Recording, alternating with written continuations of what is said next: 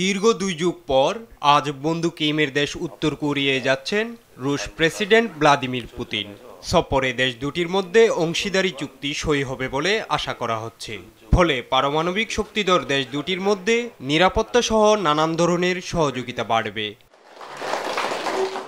এই খবর শুনে ঘুম হারাম যুক্তরাষ্ট্রের। এমনিতে উত্তর কোরিয়ার নেতা কিম জং উনকে জমের মতো ভয় পায় ওয়াশিংটন। এবার সেই কিমের দেশে 2 দিনের সফরে যাচ্ছেন রাশিয়ার প্রেসিডেন্ট ভ্লাদিমির পুতিন।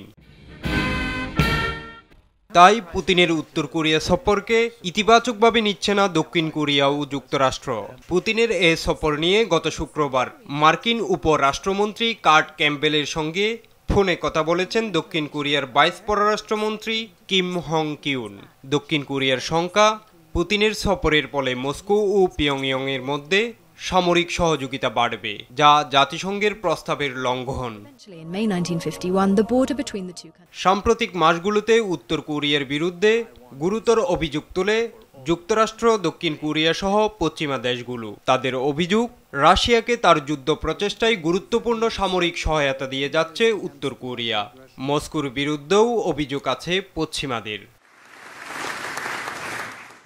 তবে এই চুক্তি সরাসরি কোনো দেশকে লক্ষ্য করে করা হচ্ছে না বলে জানান পুতিনের পররাষ্ট্রনীতি বিষয়ক উপদেষ্টা ইউরি উশাকভ। তার মতে, চুক্তিটি দেশ দুটির মধ্যে সহযোগিতা আরও বাড়াবে। গেল কয়েক বছরে আন্তর্জাতিক রাজনীতি, অর্থনীতি ও নিরাপত্তা সহ বিভিন্ন ইস্যুতে দেশ দুটির মধ্যে যা হয়েছে সেগুলো বিবেচনায় এই চুক্তি সই করা হবে। ইমরান হোসাইন, RTV।